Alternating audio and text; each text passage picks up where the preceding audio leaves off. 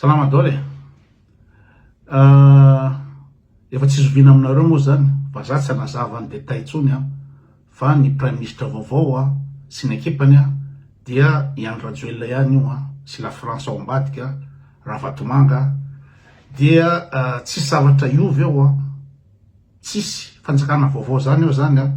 fa teo ihany miverina. Be dia be ny zavatra hitanareo any amin'ny tambazotra any fa io prime ministre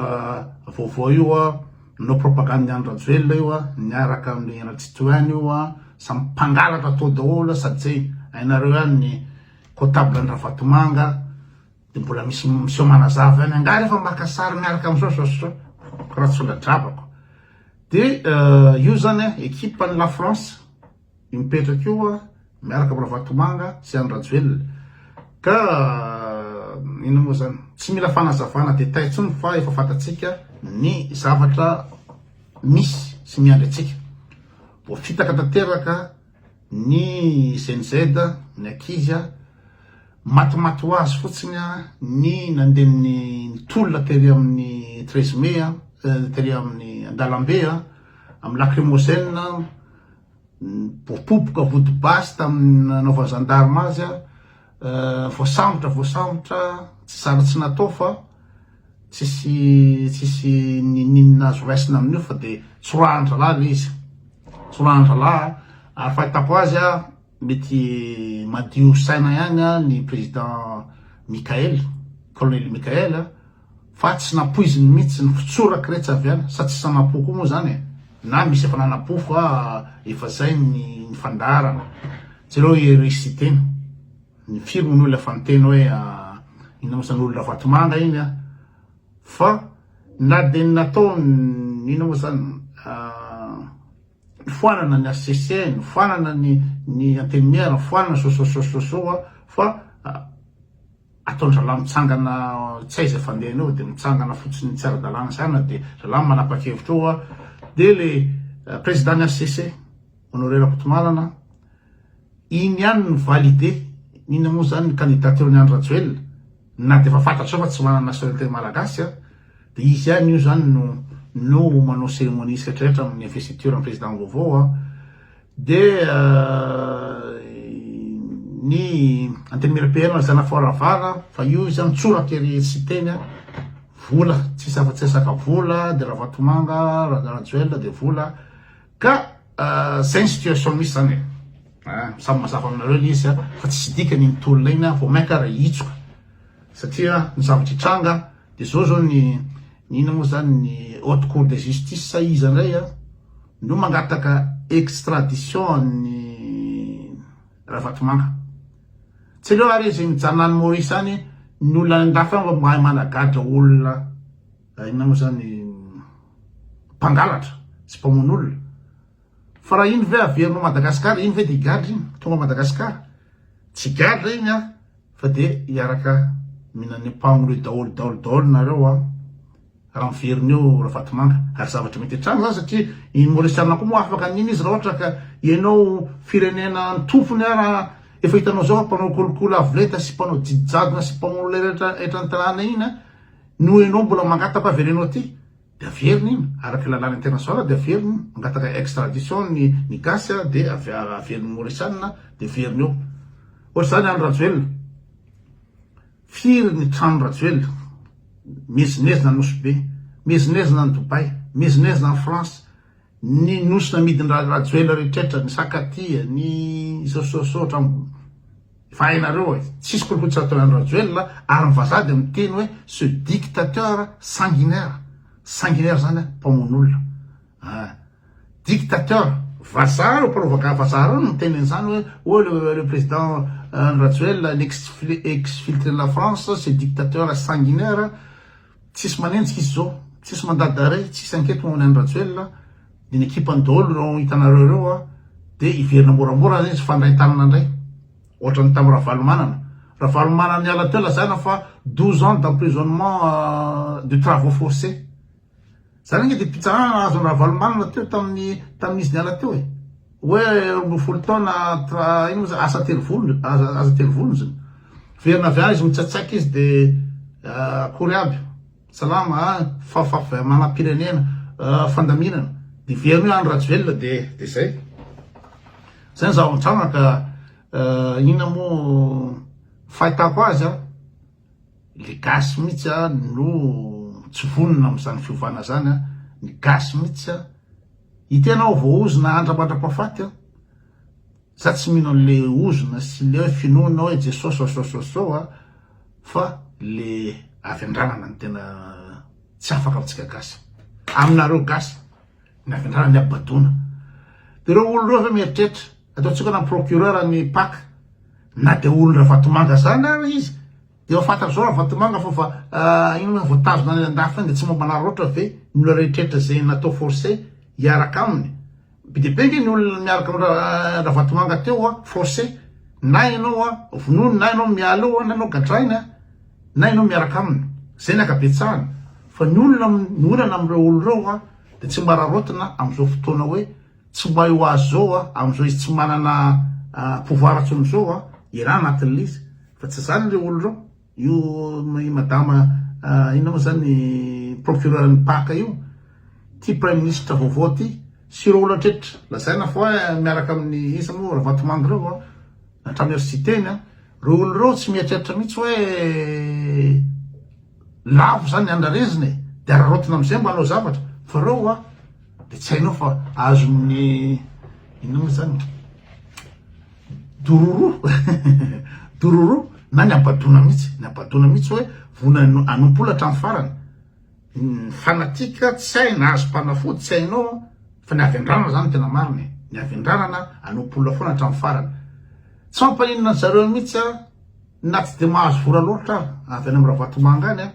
fa de ho ataony foana io hiarony ravatomanga hatramy farany izy sasany anompony rajoelona hatramy farany mandramaty hitady fika hijanony ny andro rajoelona tsy ampigadrano ny andro rajoelona amina vola amina million de dollars nangalariny andro rajoelona misy profit daholo zany fa ny fanatika ny andro rajoelona de hiaro anazy hatramy farany satria zay le gasy zay le abadolo le gasy zay de retsy le ino moa zany francophile retsy le olona miasa tamin'ny ino moa zany araka tamin'ny frantsay tany andafy tany sasany ohatra ny ty rajoelona patrika rajoelona ty zao iny zao de DGSE ty agence secret frantsay mihitsy de volany andainga tamin'ny farany izy ary hiaro amin'ny frantsay de reto olo reto hiaro amin'ny frantsay tamin'ny farany satria ho fantatrareo ny enjeu misy am'izao de Madagascar fantatrareo fa manan-karembe matière première stratégique zay amin'ny ran'izao satria ny arenakimbotany malagasy fa fitadiavana ran'izao tontolo zao de au niveau mondial de miady ny Occident sy ny Orient ny tatsanana sy tandrefana ny tasana moa zany ny Rosiana sy ny Sinoa miady Madagascar am'ireo arena rehetrrehetra reo satria misy nickel, cobalt sy rehetrarehetra fanamboarana io tablettenareo sy fanamboarana voiture électrique sy rehetrarehetra io Madagascar daholo miantoka an'io gasy mahatratra amin'ny farany de ny Occident ny frantsay ny lohany voalohany eo de zavatra fambazava taminareo fa tsy anaiky ny frantsay ho voadaka satria amin'ny frantsay zany Madagascar de akohany Madagascar andevony frantsay hatramizay ka raha ny andevony miala ao de tsy anaiky izy zay ny antony anankiray tsy anaiky ny frantsay satria BDP ny tombotsoan'ny frantsay ao ny angalatra foana atao frantsay de nandevotsika hatramin'ny farany frantsay de tsy ala eo izy zay raha tombotsoany de aveo koa ny influencen'ny Afrika tsy manana tsony izy de fatelo izy koa zany nantanian'ny Occident hitazona Madagascar tsy lasany tatsinanana de ary ny frantsay koa ny tombotsoany koa de iny le stratégique iny canal de Mozambique iny afahany contrôler ny mouvement rehetra amin'iny de ilainy le parse ohatra ny tazomana an'io mayotte io base militaire française io de la Réunion base d'écoute ny frantsay de influence frantsay amin'iny zany de tsy anaiky mihitsy ny frantsay fa ahoana moa ny tsy anaiky ary frantsay moa ina moa ny azony atao raha ohatra ka ny gasy vonona hiala amin'ny frantsay fa de retsy gasy retsy dony rebelle retsy de anao zay fomba rehetrretra, ny premier ministre vaovao ny équipe rehetrretra tonga daholo ny inona moa zany ny agent frantsay rehetrretra, ny gasy miaro la France rehetra tonga daholo anao zay hijanao la France ao de miteny henoko izy moa ny olona miteny hoe ka le miady amitsika eny goavana be n'inona frantsay n'inona ny dakan'ny malianina tany Mali voadaka, n'inona voadaka tany Niger, n'inona voadaka tany Gabon, n'inona voadaka tany Burkina Faso, n'inona voadaka tany Tchad. Zay ahoana frantsay fa tsika mibado, tsika nidrabo fa misy zay lavitra no frantsay io ary de ataony Poutine tsisy fotony mihitsy Macron, ataony tsisy fotony tsisy fotony iny zany François fa ino zany Macron sy frantsay zany ola tsisy fotony zany zareo tamin'ny guerre mondiale ino nataony frantsay teo nanao ligne ino moa zany ligne Maginot anaran'izy iny derrière Ardennes hoe ho avety ny Allemand zany an'Afrika de nangady tranché lava be misy 200 km de nitsofoka deo zany niambina ny Allemand nodinany fitahany Hitler atao de tanky tatatatata anatin'ny 3 andro frantsay de nicapitulé frantsay zany la tsisy fotony zany zareo hoe puissance zao tamin'ny première guerre mondiale inona nalefa niady tany ny tirailleur sénégalais rehetra le zanatany reny nalefa ny frantsay nataony Chirac Canon niady tamin'ny première guerre mondiale ho anazy ny gasy nalefa ny tany, ny algérian nalefa ny tany zany io fa tsisy dikan'izany io fa itsika ny bado fa ny ino zany rosiana de fa nametraka hoe ampinay nareo akan'io il est parsa io raha ohatra ka mazoto fa ny gasy nodikodiny Andra Jeulna teoko no 8 cm sy le vola be mikararana ry amin'ny vilany a France, vilany Dubai, vilany amin'ny rehetrarehetra ry tsy ho azonao am'izany mihitsy satria ola mpamadika tanindrazana fa zareo nge nanaovan'ny Poutine any inona moa zany any Macron tsisy fotony zareo mitembavany Poutine. Monsieur Macron, je vous ai écouté, une fois de plus, sermonner la Russie au nom de la communauté internationale. Vous nous accusez de néocolonialisme, d'agression et de violation du droit international. Permettez-moi de répondre avec clarté. La Russie n'a jamais été une puissance coloniale au sens où l'a été la France. Nous n'avons jamais traversé des océans pour imposer notre langue, voler les richesses naturelles ou éradiquer des cultures millénaires sous couvert de civilisation. L'Afrique, l'Asie, l'Amérique latine portent encore les cicatrices des siècles de domination française, britannique ou belge. Des cicatrices que ni les excuses tardives, ni les promesses creuses ne sauraient effacer. Vous avez colonisé des continents entiers, réduit des peuples en esclavage, détruit des civilisations entières. Ce fardeau historique ne peut être effacé d'un revers de main. Vous parlez du droit international, mais où était-il lorsque la France et ses alliés bombardèrent la Libye en 2011, détruisant un pays stable et souverain, plongeant toute une région dans le chaos et livrant les migrants à l'esclavage moderne? Où était-il quand vous souteniez des groupes armés en Syrie, armés et financés par l'Occident, pour renverser un gouvernement reconnu par l'ONU? Où était-il quand vous interveniez en Afrique sous prétexte de sécurité, tout en exploitant l'uranium du Niger, le pétrole du Gabon, l'or du Mali et en imposant le franc CFA à des nations indépendantes? Et où était votre voix quand Israël bombardait Gaza, tuant femmes et enfants, détruisant des écoles, des hôpitaux et des centres humanitaires? Là, soudainement, la France ne parle plus de droit international. Le silence devient stratégique, complice. Monsieur le Président, vous accusez la Russie de mener une guerre d'empire contre l'Ukraine. Mais il s'agit d'une guerre défensive. Une guerre pour protéger nos frontières, nos populations russophones, notre culture et nos intérêts vitaux face à l'expansion continue de l'OTAN, bras armés de Washington. Ce n'est pas Moscou qui a encerclé Paris de bases militaires. C'est l'Occident qui, depuis 30 ans, avance ses pions jusqu'à nos portes. Vous avez promis de ne pas vous étendre vers l'Est. Vous avez menti. De la Pologne à la Roumanie, de la Finlande à la mer Noire, les missiles s'installent. Fallait-il attendre que le feu touche notre maison? Vous dites que la Russie déstabilise l'Afrique? Non, monsieur Macron. Ce sont les peuples africains eux-mêmes qui, lassés de l'ingérence, de l'humiliation et de l'exploitation française, choisissent de se tourner vers la Russie. Pas par idéologie, mais parce que nous les traitons en égaux. Nos soldats, nos coopérants, nos partenaires ne pillent pas, ne méprisent pas. Ils viennent à la demande des États souverains. Et surtout, ils repartent quand leur mission est terminée. C'est cela, le respect de la souveraineté. Et vous, président français, osez parler d'empire, quand votre propre pays maintient encore des territoires sous domination outre-mer? Quand des jeunes manifestent dans les rues de Paris et Marseille pour dénoncer la violence policière, l'exclusion sociale et le mépris d'État dans les banlieues?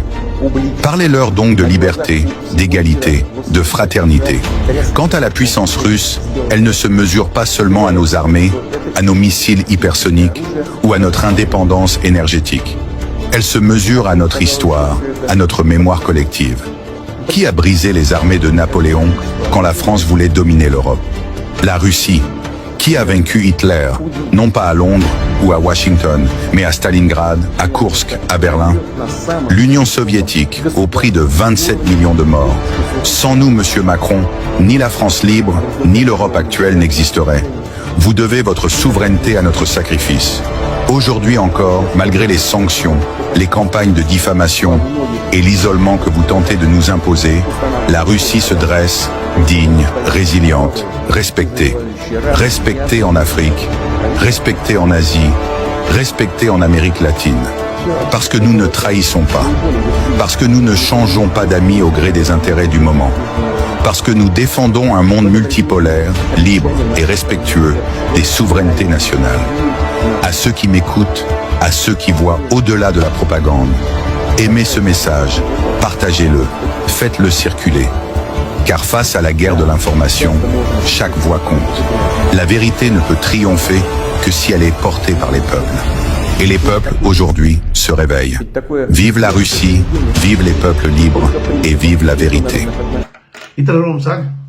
fa tsy amin'ny frantsay zany tsisy dikany zany rehefa hoasorony eo fa reto gasy mihitsy zany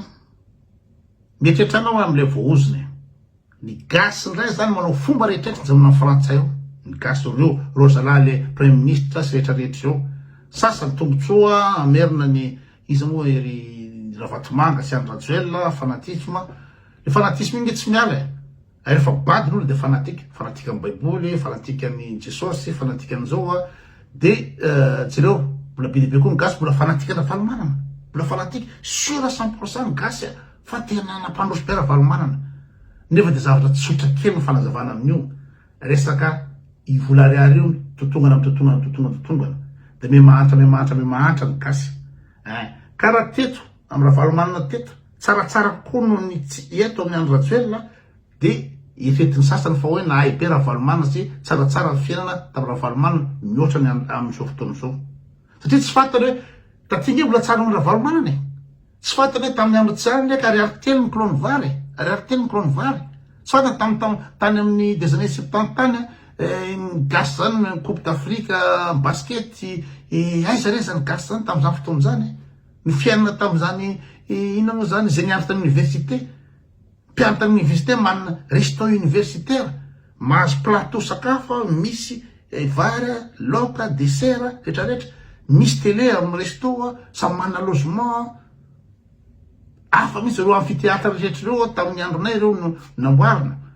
fa tsy takany gasy zany fa ny azy netretiny hoe raha tamin'ny andron'ny raha-valomanana izy nihinana dobera zao hoe tsy mihinana dobera teo raha-valomanana tena mahay tsy fantany hoe i Madagasikara ke memantra fitetaka amin'ny tany am'izao io de io mbola iarahana amin'ny frantsay de io mbola tadiavin'ireo bady sy vendratay reo mbola averina zalahy eo miady hitondro rehetrarehetra reo ka zay ndray le izy fa de ina moa za zany tsy hita zay ho azo ambara am'izany fa na ina moa zany miverina an-dalambe anongotro ny premier ministre sy ny ekipany na hiaritra ny mafy eto averiny Andry Rajoelina tsisy poursuite iverina koa Ravatomanga tsisy poursuite de teo ihany teo de toy ny kolikola mangalatra maximum de raha misy hoahoady mitsoka ny France de ny France ina moa zany mitazona Madagasikara mitazona ile passe firy millions de barils de ny pétrole amin'ny ile passe akoatra ny ina moa zany ny re isan-karazany io tsy moro tsy tsandrany io satria ny karana no manana ny jirawa de lo karana reo tsy sasaka mihitsy ange injera na tsy hoe dafy makasy makaronisy tomobile voiture de luxe minana enjella dafy minana tsy enjella reo karana milliardaire reo fa karana milliardaire reo any manakarama sy manamboatra reo ekipa vaovao reo ka de anjaranareo sisa fa de resaka fotsiny azy sisa